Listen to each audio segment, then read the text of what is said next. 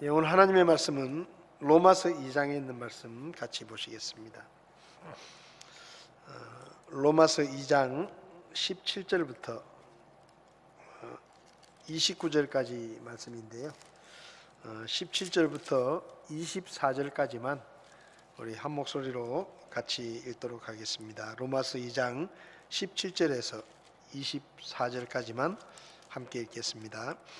보라, 내가 유대인이라 불리며 율법 안에 안주하고 하나님을 자랑하며 율법에서 가르침을 받아 그분의 뜻을 알고 훨씬 더 뛰어난 것들을 입증하며 또 너 스스로 눈먼 자들의 안내자요 어둠 속에 있는 자들의 빛이요 율법에 있는 지식의 틀과 진리의 틀을 갖춘 자로서 어리석은 자들의 스승이요 아기들의 교사라고 확신하는도다. 그런즉 다른 사람을 가르치는 내가 내 자신은 가르치지 아니하느냐? 사람이 도둑질해서는 안 된다고 선포하는 내가 도둑질하느냐? 사람이 간음해서는 안 된다고 말하는 내가 간음하느냐? 우상들을 몹시 싫어하는 내가 신전 물건을 몰래 취하느냐? 율법을 자랑하는 내가 율법을 어김으로 하나님을 욕되게 하느냐? 이것은 기록된 바 하나님의 이름이 너희로 말미암아 이방인들 가운데서 모독을 받는도다 함과 같으니라. 아멘. 잠시 기도하시겠습니다. 하나님 아버지, 오늘 저녁에도 저희가 하나님의 말씀을 함께 나눌 때 주의 성령님께서 우리에게 친히 말씀해 주시고 저희들이 하나님의 말씀을 듣고 깨달을 뿐만 아니라 순종하여서 우리의 삶이 구체적으로 주님이 기뻐하시는 삶으로 변화될 수 있도록 도와주시옵소서. 부족한 종을 주님께서 써주시기 원하며 예수님의 이름으로 기도했습니다. 아멘. 자리에 앉으시겠습니다.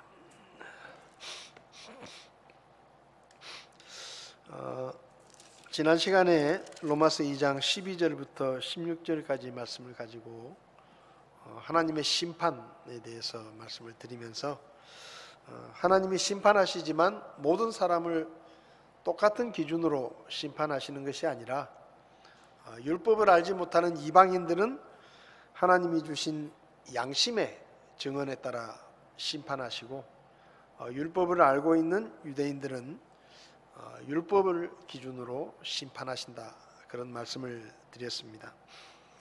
근데 이제 사도 바울이 특별히 2장 17절 이하에서는 이제 유대인들에 대해서 좀 더 자세하게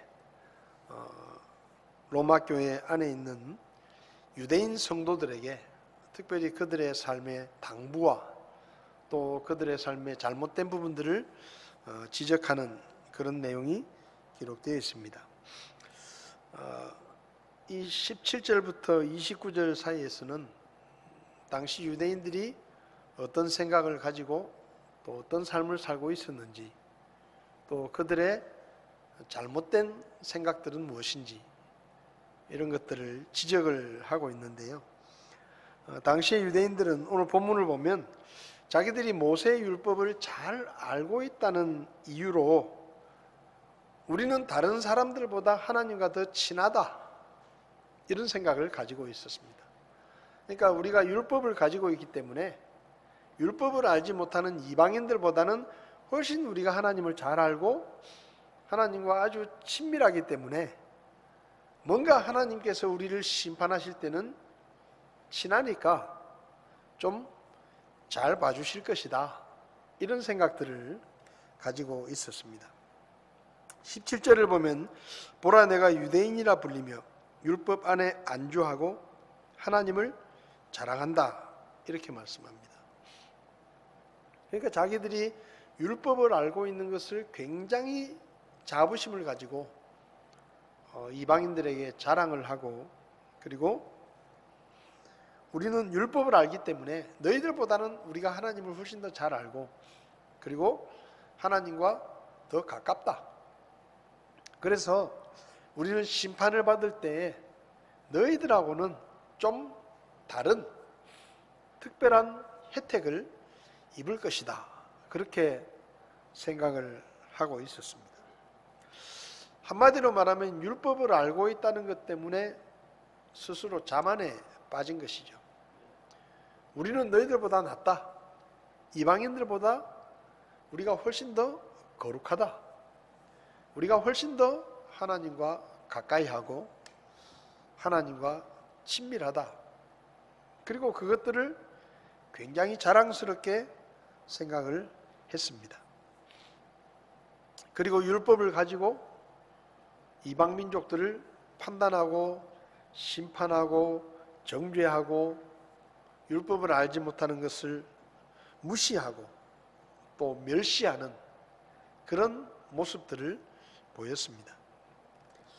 율법을 가졌다는 이유 때문에 이 유대인들은 아주 착각을 하고 있는 게 있었는데 그들의 생각이 잘못되어 있다라는 것을 사도 바울이 지적을 하는데요. 첫 번째는 자기들이 율법을 잘 알고 있기 때문에 하나님의 뜻을 우리는 잘 안다. 그리고 하나님 앞에서 무엇이 옳은지를 우리는 잘 깨달을 수 있다 라고 생각한 것입니다. 18절을 보면 율법에서 가르침을 받아 그분의 뜻을 알고 훨씬 더 뛰어난 것들을 입증하며 이렇게 적혀 있습니다.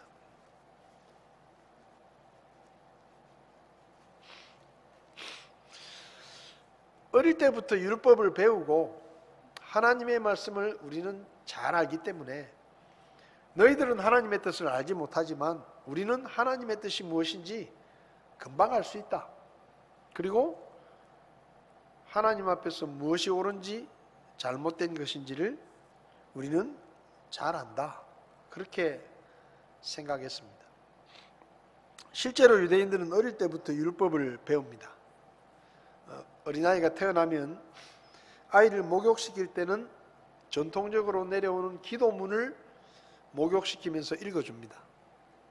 그리고 아이가 잠자리에 들면 머리맡에서 성경을 읽어줍니다. 만 4살이 되면 히브리어 알파벳을 가르치고 그리고 어머니가 성경을 읽어줍니다. 그리고 하루에 3시간씩 성경 암송을 시킵니다. 그리고 만 5세가 되면 아버지가 자기 아이들과 함께 유대인들의 특징적인 교육인 하브르타라고 불리는 토론식 성경 공부를 합니다. 그러니까 5살 되면 아버지하고 서로 문답을 주고받으면서 토론을 하고 하나님의 말씀을 설명해주고 이렇게 교육을 시키는 것이죠. 그리고 유대인들은 만 10살이 될 때까지 이 구약성경 토라를 반드시 5번은 읽도록 최소한 5번은 읽도록 가르칩니다.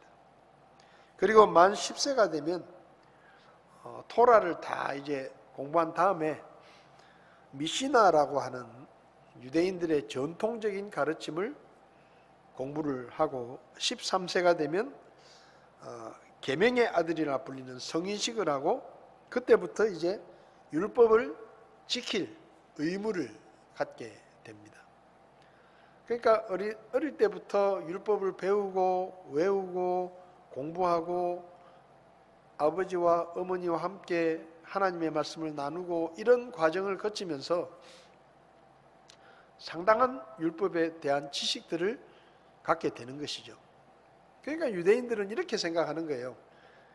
이방인들은 하나님의 말씀을 보지도 못했는데 우리는 하나님의 말씀을 가지고 있고 어릴 때부터 배워서 잘 알고 있고 그러니까 우리는 당연히 하나님의 뜻이 무엇인지를 잘 분별할 수 있고 그리고 하나님 앞에서 무엇이 옳고 그른지를 판단할 수 있다 라고 스스로 생각하는 겁니다. 스스로 생각하는 거죠. 그 다음에 19절을 보면 또 너 스스로 눈먼 자들의 안내자요 어둠 속에 있는 자들의 빛이요 라고 생각한다는 거죠. 유대인들은 율법을 알지 못하는 이방인들을 인생의 길을 알지 못하는 눈먼 소경이다 이렇게 생각했습니다. 율법을 모르니까 저 사람들은 눈먼 사람들이나 똑같다. 그러니까 율법을 알고 있는 우리가 저 사람들을 불쌍히 여기고 저 사람들에게 길잡이가 되어 주어야 한다 라고 생각한 것이죠. 그 다음에 어둠 속에 있는 자들의 빛이다.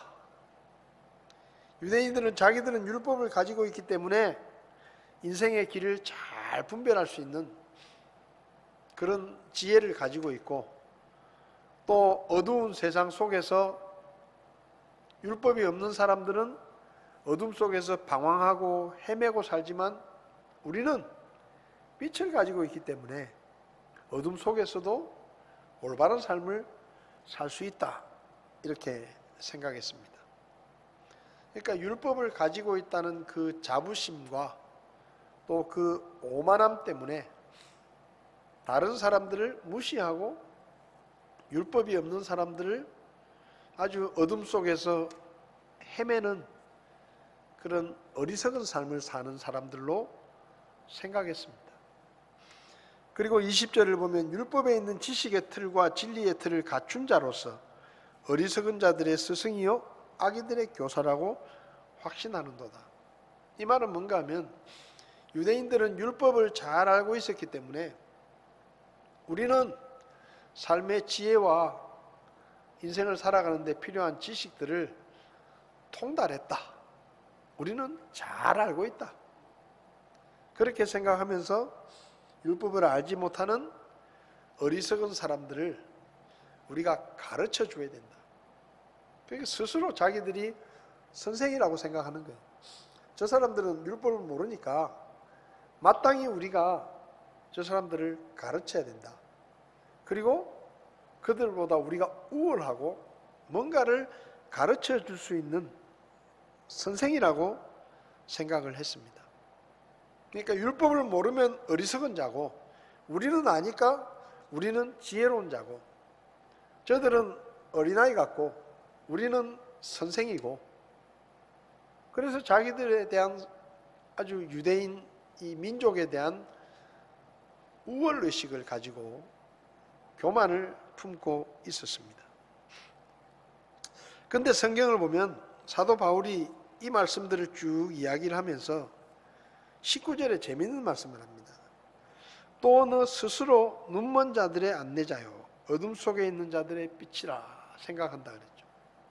그러니까 이런 생각이, 우리가 율법을 알기 때문에 우리는 더 하나님과 가깝고 하나님과 친하고, 그리고 율법을 알고 있기 때문에 하나님의 뜻을 잘 분별할 수 있고 무엇이 옳고 그른지를 판단할 수 있고, 또 어리석은 사람들과 다르게 우리는 지혜를 가지고 있기 때문에 우리는 저 어리석은 사람들을 이끌어야 되는 안내자들이고 스승이다 라고 생각하는 것이, 다른 사람들이 그렇게 봐주는 게 아니라 자기들 스스로 그렇게 생각하는 거라는 거예요.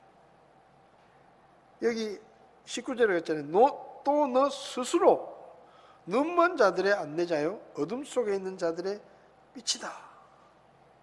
그러니까 자기들끼리 스스로 그렇게 생각한다는 거예요. 다른 사람이 야, 저 유대인들은 율법을 가지고 있으니까 참 지혜로운 민족이야 이렇게 말하는 게 아니라 자기들 스스로 우리는 율법을 가지고 있기 때문에 우리는 실수 안 해. 우리는 하나님의 뜻을 잘 알아. 우리는 올바른 삶을 살 수 있어. 우리는 특별한 민족이야. 그리고 우리는 이미 지식을 통달해가지고 우리는 다른 사람 더 배울 게 없어. 다른 사람을 가르칠 수 있는 그런 스승이지, 우리는 더 배울 필요도 없고 우리는 충분한 지식을 가지고 있다. 이렇게 스스로 생각하는 것입니다. 그래서 사도 바울이 이 유대인들의 잘못된 생각을 지금 지적하는 것입니다. 너희들 스스로 율법을 가지고 있기 때문에 뭐 하나님하고 더 친하다, 하나님과 더 가깝다, 하나님의 뜻을 더 잘한다, 하나님 앞에서 옳은 삶을 산다, 우리는 어리석은 삶을 살지 않고 지혜로운 삶을 산다, 우리는 어둠 속에서 헤매지 않고 빛 가운데서 산다. 그거 다 너희들 스스로 하는 생각이다 이 말이에요. 착각이라는 것입니다.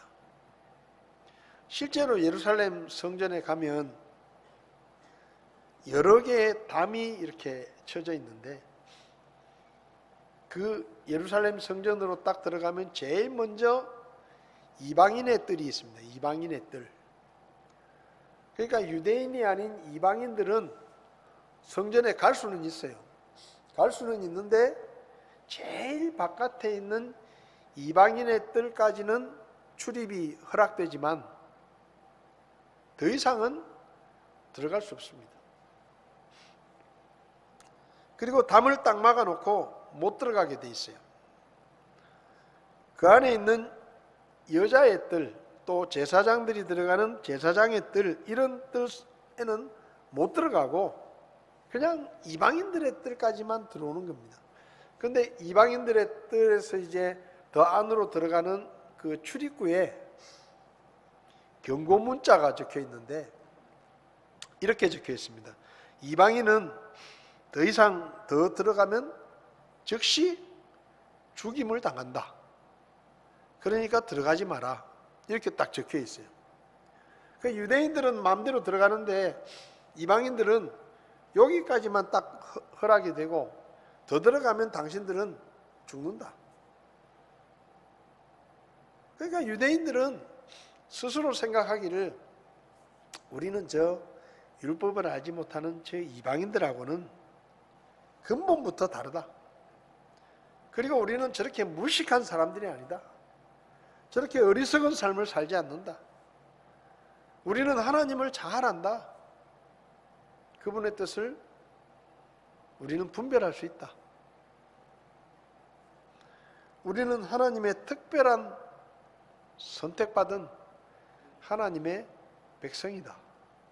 이런 우월의식을 가지고 있었습니다. 그래서 이 사람들은 이방인들을 하나님의 율법도 알지 못하는 죄인들, 무식한 사람들, 어리석은 자들 이렇게 생각하면서 무시하고 싫어하고 미워했습니다. 북이스라엘이 우상 숭배를 하다가 아시리아에 멸망을 합니다. 그런데 아시리아라는 나라는 식민지를 점령을 하면 어떻게 하는가 하면 이렇게 해요. 일단은 그 식민지 백성들을 흩어져 놓습니다. 여러 지역으로 흩어지게 만들어요. 그리고 아시리아의 사람들이 식민지로 이사를 와가지고 그 식민지 사람들과 같이 지내게 합니다. 그러니까 북왕국 이스라엘이 멸망하고 나서 아시리아라는 나라가 통치를 하게 되었는데 이제 그 이스라엘 지역에 사는 유대인들은 상당수를 다른 지역으로 다 보내고 그리고 아시리아 국민들이 와가지고 거기 같이 사니까 이제 나라가 망하고 전쟁이 끝나고 다 먹고 살기 힘들 거 아니에요, 그죠? 패전을 했으니까. 그러니까 이 남아있던 유대인들이 자기들에게 온 아시리아 사람들에게 쉽게 말하면 좀 뭐라도 하나 얻어먹고 뭐라도 좀 도움을 받기 위해서 그 아시리아 사람들과 이제 결혼을 하는 겁니다. 친척을 맺는 것이죠. 왜냐하면 전쟁이 끝나고 먹고 살기가 힘드니까 그 마치 옛날에 우리나라 일제 36년 동안 식민 통치를 받았는데 그 일본 사람들에게 뭔가 좀 잘 보이고 뭐라도 좀 얻어먹고 먹고 살기 위해서 일본 사람들에게 이렇게 소위 말하는 친일파들 있잖아요. 일본 사람들의 앞잡이가 돼가지고 동족들을 괴롭히고 그 사람들한테 잘 보이려고 똑같은 거예요. 아시리아에 의해서 이스라엘이 망하니까 거기 남아있던 백성들이 아시리아 사람들에게 잘 보이고 그들과 결혼을 하고 이런 관계를 맺으면 좀 사는데 도움이 될까 봐. 그래서 이제 북왕국 이스라엘이 멸망하고 나서는 그 남아있던 이스라엘 민족들이 아시리아 사람들하고 혼혈이 되는데 그 혼혈된 사람들을 북왕국 이스라엘의 수도가 사마리아였거든요. 사마리아 성이었습니다. 그래서 그렇게 혼혈 민족이 된 혼혈 유대인들을 사마리아인이다 이렇게 불렀습니다. 그래서 유대인들은, 정통 유대인들은 이 사마리아 사람들을 유대인으로 인정하지 않고 이방처럼 여기면서 아주 무시하고 심지어 상종을 하지 않고 그 사마리아 사람들의 물건도 사지도 않고 그 사람들에게는 팔지도 않고 그 사람들을 마주치는 게 싫어서 이 사마리아 사람들은 이스라엘을 세 지역으로 나누면 북쪽은 갈릴리, 북쪽이 이제 갈릴리 호수가 있는 갈릴리 지역이고 그리고 중간이 북이스라엘이 있었던 사마리아 지역이고 남쪽에 이제 예루살렘을 중심으로 한 유다가 있습니다. 그러니까 북부지방, 중부지방, 남부지방이 있는데 그 중부지방이 사마리아 옛날의 북이스라엘 지역이에요. 그래서 북쪽에 있는 갈릴리 사람들이 유대로 예루살렘이나 이런 데로 이제 명절을 지키러 온다든지 볼 일이 있어서 올 때는 사마리아 지역을 지나가면 빨리 옵니다. 직선으로 오면. 근데 가까운데도 그 길을 가지 않고 일부러 쫙 동쪽으로 와가지고 요단강 줄기를 따라 쭉 내려와가지고 여리고를 지나서 여리고에서 산으로 올라가가지고 예루살렘을 가는 거예요. 왜냐하면 그 사마리아 사람들 꼴 보기 싫어서 그 사람들하고 상종하기 싫어가지고 그럴 정도로 이 유대인들은 이방인이나 혼혈 유대인인 사마리아 사람들을 사람 취급을 안 했습니다. 저것들은 우리하고는 근본이 다르다는 거예요. 우리는 율법이 있고 우리는 하나님을 알고 우리는 하나님의 뜻을 잘 분별할 수 있고 그리고 하나님 앞에서 옳은 삶을 사는데 저 인간들은 하나님의 말씀을 모르니까 아주 어리석은 삶을 살고 죄인으로 살고 아주 우리가 상종해서는 안 되는, 심지어 성경에 보면 개처럼 여겼다 그런 표현이 있습니다. 자기들은 사람이고 이방인들은 사람 취급도 하지 않았습니다. 사도행전을 보면 하나님께서 예루살렘 교회에 예수님께서 하늘로 올라가시기 전에 예루살렘 교회에 사명을 주셨는데 모든 민족에게 가서 복음을 전하라. 성령의 권능을 받으면 예루살렘과 온 유대와 사마리아와 땅끝까지 내 증인이 되라. 그렇게 명령하셨거든요. 근데 예루살렘 교회 성도들은 거의 90%가 유대인들이었는데 이 예루살렘 교회 성도들은 이 명령을 듣지 않았어요. 왜 안 들었느냐? 바로 이 우월한 선민주의 때문입니다.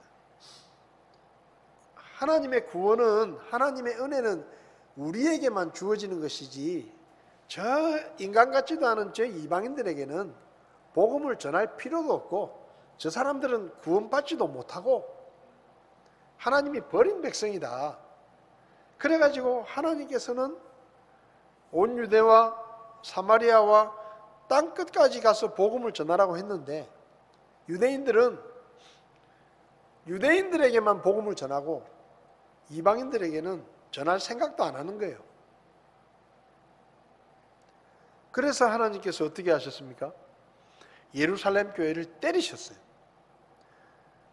흩어져야 여러 지역에 복음을 전할 텐데 흩어지지 않고 유대인들에게만 복음을 전하고 똘똘 뭉쳐 있으니까 하나님께서 매를 대가지고 스데반의 죽음과 핍박을 일으켜가지고 예루살렘 교회 성도들이 도망을 치게 만듭니다. 그래서 예루살렘을 피해가지고 도망을 쳐가지고 여러 지역에 흩어지게 되고 그 흩어진 예루살렘 교회 성도들이 여러 지역에 복음을 전하고 특별히 유대인 성도들은 유대인들에게만 전도를 했지만 거기 얼마 되지 않는 이방인 성도들이 이방인들에게 복음을 전해가지고 안디옥 교회가 세워집니다. 그리고 안디옥 교회에서 사도 바울이 선교사로 파송을 받아가지고 바나바와 바울이 이방인들에게 복음을 전하는 선교사가 됩니다. 왜냐하면 하나님은 이방인들에게도 복음이 전해지기를 원하시는데 예루살렘 교회가 이 유대민족주의에 똘똘 뭉쳐가지고 이방인들에게는 복음을 전하지 않는 거예요.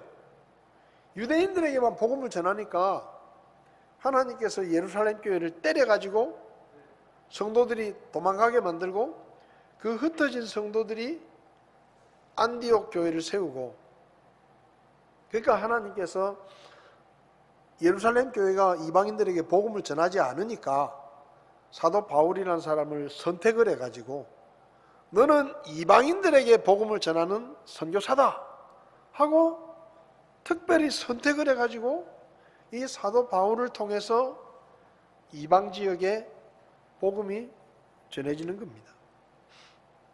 유대인들은 스스로 우리는 율법을 가지고 있기 때문에 우리는 너희들하고 달라, 저런 무식한 사람들하고 달라, 우리는 하나님과 친하고 하나님의 뜻을 잘 분별할 수 있고 우리는 지혜로운 백성이고 저것들은 다 어리석고 어둠 속에서 헤매는 자들이고, 이런 생각을 하고 있었다는 것이죠. 그런데 그게 잘못이라는 거예요. 이 로마 교회 안에도 유대인 성도들이 있는데 이 유대인들은 잘 바뀌지 않습니다. 유대교를 믿다가 복음을 듣고 예수님을 믿고 구원을 받아도 이 민족주의적인 생각에서 벗어나지 못하고 편협한 생각을 가지고 로마 교회 안에서도 유대인들은 유대인들끼리만 똘똘 뭉쳐가지고 쉽게 말하면 다른 이방인들과 잘 어울리지 않는 거예요. 그러니까 사도 바울이 로마 교회에 있는 유대인들에게 너희들이 유대인이라고 불리면서 율법을 가지고 있다는 이유 때문에 잘난 체하고 똑똑한 체하고 너희들만 옳다고 생각하고 하나님의 뜻을 너희들만 안다고 생각하고 그렇게 생각하고 있는데 그거 착각이다, 잘못된 생각이다 라고 지적을 하는 것입니다. 그 다음에 이제 사도 바울이 계속해서 지적하는 게 뭐냐, 여기 21절부터 보면 그런즉 다른 사람을 가르치는 내가 내 자신은 가르치지 않느냐. 사람이 도둑질해서는 안 된다고 가르치면서 너는 왜 도둑질을 하느냐. 간음하면 안 된다고 하면서 너는 왜 간음을 행하느냐. 우상숭배를 하면 안 된다고 말하면서 너는 신전 물건들을 욕심을 내고 탐심을 가지고 왜 우상을 숭배하느냐. 이런 거죠.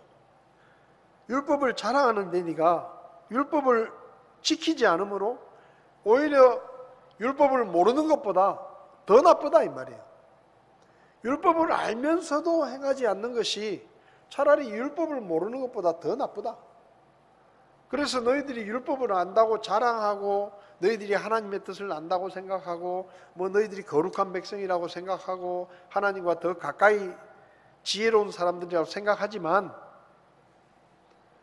너희들이 율법을 알면서도 지키지 않으니까 오히려 그것 때문에 이방인들이 너희를 욕한다 이 말이에요. 그래서 결과적으로 하나님이 모욕을 당한다 라고 이야기하는 것입니다. 유대인들은 율법을 다른 사람에게만 적용하고 자기들에게는 적용하지 않았습니다. 그러니까 딴 사람에게는 율법을 강요하고 율법으로 판단하지만 자기들 스스로는 그 율법을 통해서 자기들을 비춰보지 않고 자기들의 잘못은 돌아보지 못하는 것이죠.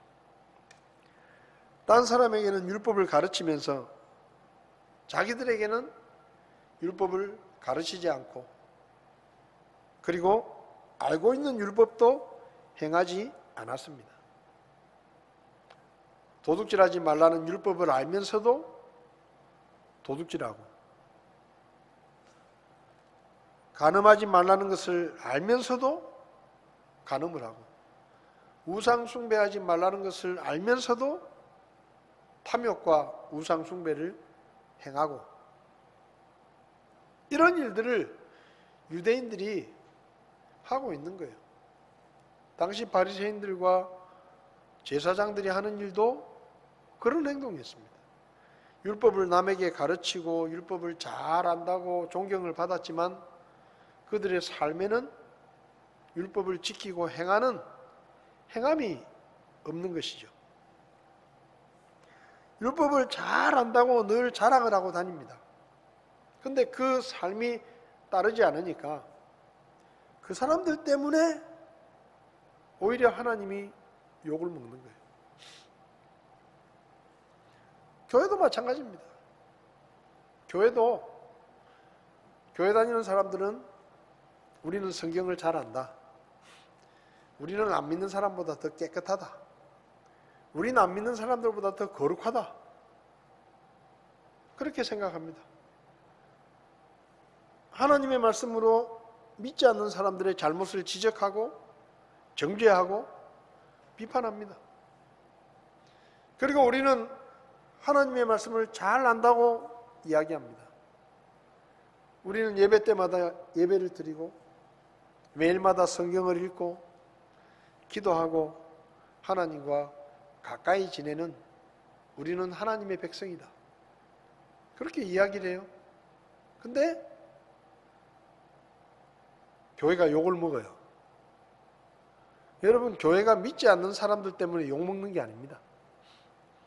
교회 안에 있는 사람들 때문에 성경을 잘 안다고 이야기하고 하나님을 잘 안다고 이야기하고 자기들은 지혜로운 사람이라고 이야기하고 너희들은 지옥 갈 백성인데 우리는 천국 간다고 이야기를 하고 너희들은 마귀의 백성이지만 우리는 하나님의 백성이야 하면서 자랑하고 그렇게 하던 사람들이 정작 하나님의 말씀대로 살지 않는 거예요. 안 믿는 사람이나 똑같이 세상 것들에 욕심을 내고 사기를 치고 도둑질을 하고 정직하지 않고 성적인 부도덕을 행하고 도덕적으로 부정한 일들을 하고 뇌물을 받고 편법을 써서 상속을 하고 힘 있는 사람들은 자기 자식들을 부당한 방법으로 대학에 보내고 이런 일들을 안 믿는 사람들이 하는 거예요. 옛날에 참 부끄러운 이야기지만은 온노비 사건이라는 게 있었습니다. 온노비 사건 들어보셨죠? 그 온노비 사건의 당사자들이 다 교회 장로 집사들입니다. 청문회를 하는 거예요. 청문회를 하는데 국회의원이 묻습니다. 장로님, 그 로비 했습니까? 안 했습니까? 그냥 장로님이라고 불러요. 아니, 장로님이 그거 줬잖아요. 집사님 안 받았어요? 청문회 하는데 뭐 전국에 다 중계를 하고 있는데 국회의원들이 질문하는데 뭐 장로님, 집사님, 증인들을 보고 아이고 얼마나 나쁘끄러운지. 믿는 사람들이 믿지 않는 사람들보다 더 그런 일들을 행하니까 이건 뭐 방송에서 망신을 당하는 거예요. 지금 코로나를 지내면서 교회에 대한 믿지 않는 사람들의 신뢰도가 얼마나 떨어졌는지 모릅니다. 아니, 방역 지침 지켜가지고 모이지 말라는데 숨어서 모이고, 예? 숨어서 모이고, 그래서 코로나가 확산되고, 밥 먹지 말라는데 또 밥 먹다가 또 코로나가 퍼지고, 이런 일들을 교회가 하는 거예요. 아, 우리 교회는 괜찮다고 하나님이 지켜주신다고. 뭐 그 교회만 하나님이 지켜주십니까? 그래가지고 뭐 충청도 어느 교회 뭐 예배 드리지 말는데 예배 드려가지고 뭐 코로나가 확산이 됐다는. 또 어느 교회는 뭐 입에다가 뭘 뿌리면 괜찮다고 뭘 뿌리다가 또 코로나 확산이 됐다는. 뭐 어느 목사님은 뭐 선교여행 갔다 와가지고 거짓말을 해가지고 뭐 코로나가 퍼뜨리고 이런 일들이 막 계속 뉴스에 나오는 겁니다. 그러니까 사람들이 다 교회를 비판하는 거예요. 교회도 못 믿겠다는 것입니다. 도대체 목사님들 왜 그러냐? 이런 댓글이 막 달리고 말이에요. 네? 결국은 뭐예요? 하나님의 말씀을 안다고 이야기하고 무엇이 옳은지 그른지를 판단한다라고 이야기하면서 그저 자기들 생각에 빠져서 자기들만 옳다고 생각하고 그런 모습들이 결국은 하나님을 욕되게 하는 결과를 가져오는 것입니다. 유대인들이 그랬습니다. 유대인들이 우리는 율법을 잘 안다. 하나님의 뜻을 잘 분별한다. 우리는 지혜로운 사람들이다. 무엇이 옳은지를 판단할 수 있다. 그게 뭐 중요해요? 안 하는데. 안다고 자랑은 하면서 그렇게 살지 않는데. 그래서 25절에 뭐라고 말합니까? 네가 율법을 지키면 할례가 참으로 유익하나 네가 율법을 어기는 자가 되면 내 할례가 무할례가 된다. 무슨 말입니까? 너희가 아브라함의 후손이라는 것, 육신의 할례를 행해가지고 다른 민족들과 다른 표가 난다는 것이 너희가 율법을 지키면은 그게 의미가 있지만 너희가 아브라함의 후손이네, 유대인이네, 율법을 잘 알고 있네 하면서 율법을 지키지 않으면 그 할례 받은 게 무슨 의미가 있겠느냐 이 말이에요. 오히려 욕먹을 일이다 이 말입니다. 이런 얘기를 지금 하는 것입니다. 오히려 할례 받지 않은 이방인과 다를 게 뭐냐 이 말이에요. 교회 다닌다고 하면서 천국에 소망을 두고 있다고 말은 잘하는데 이 세상 돈에 그냥 눈이 벌게 가지고 세상 사람들처럼 똑같이 욕심을 내고 하나도 손해 안 보려고 하고 남의 거 빼앗으려고 하고 그렇게 살면 예수 안 믿는 거는 뭐가 다르냐 이 말입니다. 그런 얘기를 듣는다는 거예요. 아니 세례받고 침례받은 게 무슨 의미가 있습니까? 난 침례받았다. 나는 뭐 세례받았다. 나는 침례교인이다. 그게 무슨 의미가 있냐는 거예요. 하나님의 말씀대로 살지 않는데.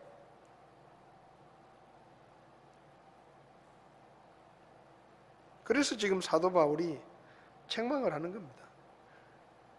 유대인들이 하나님의 말씀을 잘한다고 하면서도 행하지 않으니까 오히려 그게 욕을 먹게 되고 하나님이 욕을 먹는다. 여러분 교회가 욕을 먹으면요 그게 하나님을 욕먹이는 거예요. 제가 전에도 말씀드렸죠. 어떤 사람이 술에 취해가지고 길거리에 탁 누워있는데 그 사람 손에 불교 경전이 손에 들려있으면요 사람들이 욕 안 합니다. 욕 안 해요. 아이고 절에 다니는 게 저렇게 저런 짓 하고 다닌다고. 아이고 부처 믿는 것들이 저렇게 술 먹고 길바닥에서 쓰러져 가지고 그런 욕 안 해요 잘.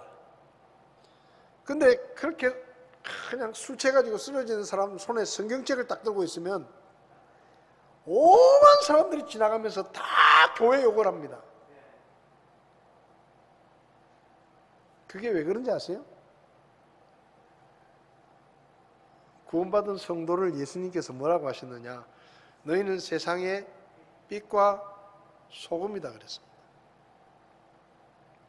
아니 불교 경전 붙들고 술 취해가 쓰러져 있는 사람은 잘 안 보여요. 빛이 아니니까. 다 어두우니까. 어두운 데서 뭐 누구 한 사람 쓰러져 있는 게 그거 보입니까? 근데 성경책을 딱 붙들고 술 취해가지고 길바닥에 쓰러져 있으면 빛이기 때문에 눈에 확 들어오는 거예요. 우린 그런 얘기를 많이 합니다. 공중파 방송들이 교회를 너무 심하게 비판한다. 예? 교회 뭔 일이 생기면 막 큰일 터진 것처럼 막 대문짝만하게 막 기사를 내고 비판을 하고 이렇게 한다. 그게 어떤 면에서는 교회 불만일 수 있어요. 그런데 그거 어쩔 수 없는 거예요. 왜? 우리는 빛이에요, 빛. 사람들에게 뭘 숨길 수가 없어요. 사람들이 다 알아봐요. 수많은 절이 있고 수많은 종교단체가 있지만 교회는 눈에 확 들어오는 거예요. 왜? 빛이니까. 그러니까 우리가 하나님의 말씀을 안다고 하면서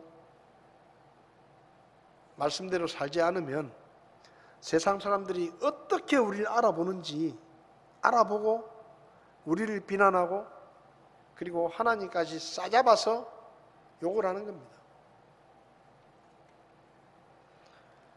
유대인들이 이방인들을 우습게 여기고 자기들만이 무슨 하나님의 백성이라고 자랑하고 이방인들은 개처럼 여기고 사람 대접도 안 하고 뭐 그렇게 하면서 율법을 잘 지키고 하나님의 백성답게 살면 욕은 안 먹을 텐데 그렇게 막 온갖 사람들을 우습게 여기고 비판하고 정죄하고 나서 자기들도 하나님의 말씀대로 행하지 않으니까 욕을 먹는 거예요. 앞으로 좀 걱정되는 게 있어요. 한국 교회가 이렇게 코로나 때문에 잃어버린 이 일반인들의 신뢰를 어떻게 다시 되찾을 수 있을까? 어떻게 회복할 수 있을까? 여러분, 사람들이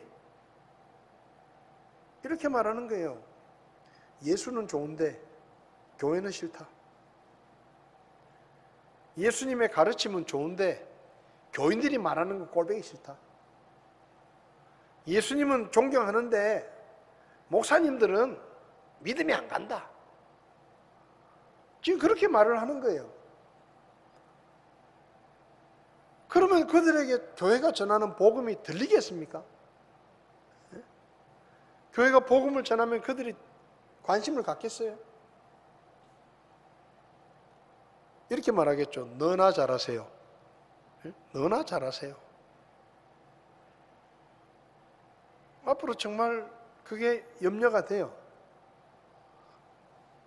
우리의 부족함 때문에, 교회 부족함 때문에 우리가 전하는 진리인 이 십자가의 복음이 거짓말처럼 사람들에게 들릴까 봐 그게 제일 염려가 되는 것입니다.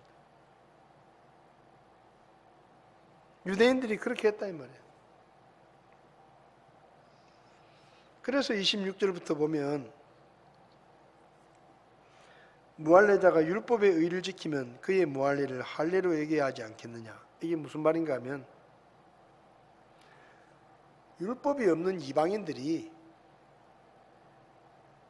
율법은 없지만 율법에 있는 것들을 잘 행하면, 그러니까 율법은 몰라요. 율법은 모르는데 양심의 거리낌이 없이 행하고 옳은 일을 하면서 살면 그 사람들이 하나님 앞에서는 율법을 안다고 하면서 행하지 않는 유대인들보다 율법을 모르지만 옳은 것을 행하는 사람들이 하나님이 보실 때는 오히려 할례받은 유대인보다 더 낫다고 하나님이 그렇게 인정하지 않으시겠느냐 라는 말입니다. 27절에도 그랬죠.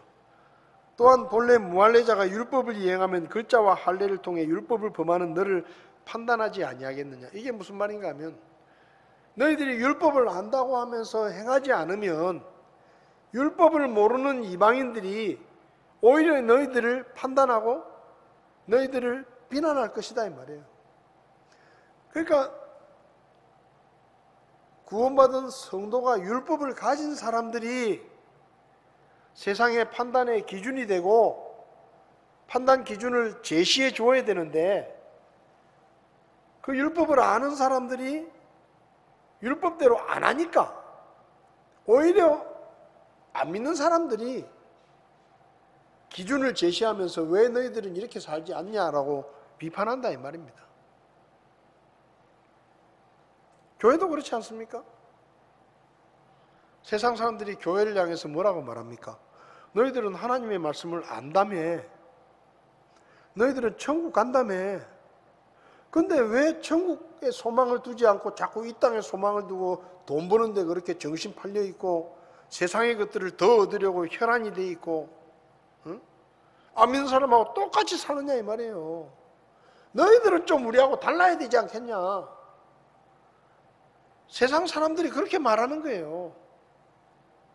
목사는 좀 우리하고 좀 달라야 되지 않겠냐. 아니, 교회 집사면 안 믿는 사람하고는 좀 다르게 살아야 되지 않겠냐. 그렇게 요구한다는 겁니다. 하나님의 말씀대로 살아야 된다는 얘기를 교회가 믿지 않는 사람들에게 해야 되는데, 거꾸로 믿지 않는 사람들이 교회를 향해서 너희들이 하나님 말씀대로 살아야 되지 않겠느냐 하고 이야기한다는 거예요. 오히려 율법을 가진 자들이 율법이 없는 사람들에게 비판을 받고, 오히려 하나님의 말씀대로 살아야 된다고 기준을 제시받는 그런 꼴이 된다는 것입니다. 그래서 28절을 보면 겉으로 유대인이 유대인이 아니요 겉으로 육체에 행하는 할례가 그 할례가 아니기 때문이다. 아브라함의 후손으로 태어났다고 그게 진정한 유대인이 아니다 이 말이에요. 할례를 받았다고 해서 그게 그 사람을 특별하게 만들어주는 것이 아니다 이 말입니다.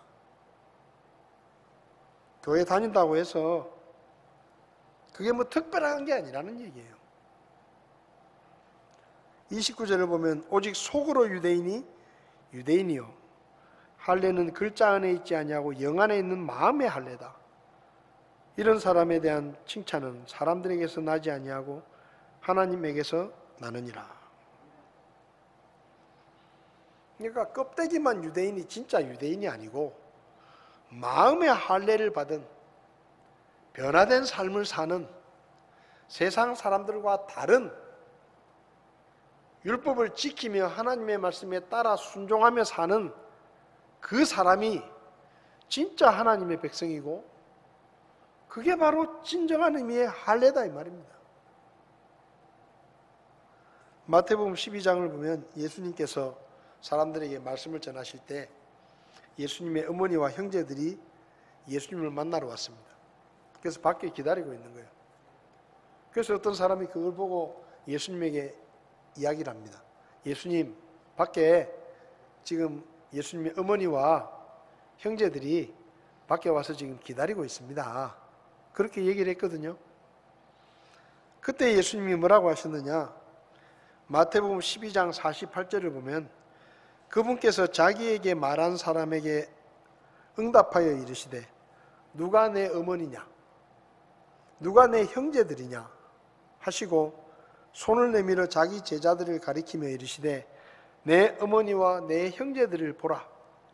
누구든지 하늘에 계신 내 아버지의 뜻을 행하는 자가 내 형제요 내 어머니니라. 누가요?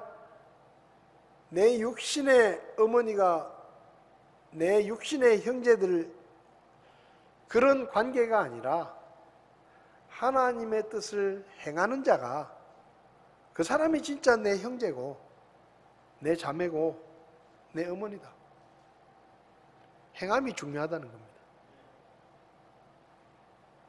사무엘상 15장에서 사울이 아말렉을 모두 멸하라는 하나님의 명령을 어기고 아말렉 왕과 좋은 가축들을 살려왔죠.